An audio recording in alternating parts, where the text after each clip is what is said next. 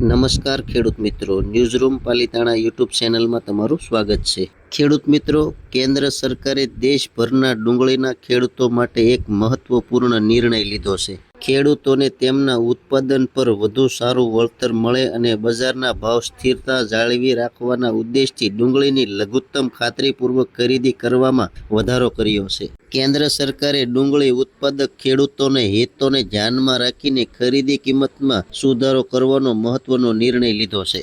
કેન્દ્રીય ગ્રાહક બાબતો, ખાદ્ય અને જાહેર વિતરણ મંત્રી પ્રહલાદ જોશીએ આ નિર્ણયની માહિતી આપતા જણાવ્યું હતું કે સરકાર ખેડૂતોને તેમની મહેનતનું યોગ્ય મૂલ્ય આપવા માટે સતત પ્રયાસો કરી રહી છે। તાજેતરના સમયમાં ઘણા વિસ્તારોમાંથી ખેડૂતો દ્વારા વધુ સારા ભાવની માંગ સામે આવી રહી હતી। આ બાબતે ધ્યાનમાં રાખીને સરકારે ખરીદી પ્રણાલીની સમીક્ષા કરી અને નવા દરોને મંજૂરી આપી છે। આ નિર્ણયને ખેડૂતોની આવક વધારવા અને કૃષિ ક્ષેત્રને મજબૂત કરવાની દિશામાં એક મોટું અને મહત્વપૂર્ણ પગલું માનવામાં આવી રહ્યું છે।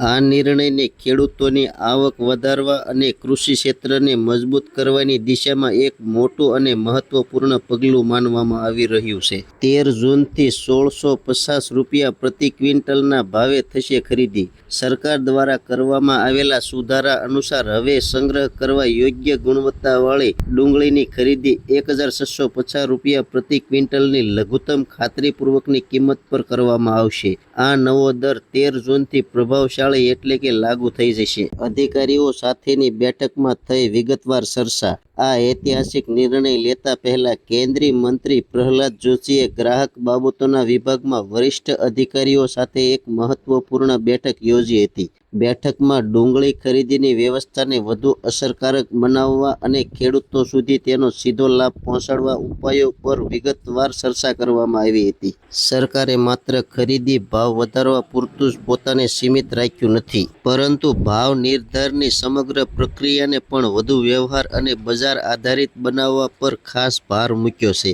અધિકારીઓએ વિવિધ રાજ્યોની સ્થિતિ, ઉત્પાદન સ્તર, મંડળીઓને ચાલી રહેલા વર્તમાન ભાવોનું પણ બારીકાઈ વિશ્લેષણ કર્યું હતું। ત્યારબાદ આ આખરી નિર્ણય લેવામાં આવ્યો હતો। હકીકતમાં આ એમએસપી નથી, પરંતુ એક સુરક્ષા વ્યવસ્થા। હકીકતમાં ડુંગળી એક એવો પાક છે જેના ભાવોમાં અવારનવાર ભારે ચડાવ ઉતાર જોવા મળતો હોય છે। આ ઉપરાંત તે ઝડપથી બગડી જતી કૃષિ પેદાશ પણ માનવામાં આવે છે। આ જ કારણ છે કે કેન્દ્ર સરકાર ડુંગળી માટે ઘઉં અને ડાંગરની જેમ સત્તાવાર લઘુત્તમ ટેકાના ભાવ એટલે કે એમએસપી જાહેર કરતી નથી। તેના બદલે ખેડૂતોને આર્થિક સુરક્ષા આપવા માટે પ્રાઇસ સ્ટેબિલાઇઝેશન ફંડ, મૂલ્ય સ્થિરીકરણ ભંડોળ હેઠળ લઘુત્તમ ખાતરીપૂર્વકના ખરીદી ભાવની વ્યવસ્થા લાગુ કરવામાં આવે છે। આ પ્રણાલીના માધ્યમથી સરકાર જરૂરિયાત પાડવા પર ખેડૂતો પાસેથી સીધી ખરીદી કરીને તેમને બજારમાં તૂટતા ભાવોથી બચાવવાનો પ્રયાસ કરે છે। નવી દરોમાં કરવામાં આવેલો આ સુધારો પણ આ જ વિશેષ વ્યવસ્થાનો એક ભાગ છે।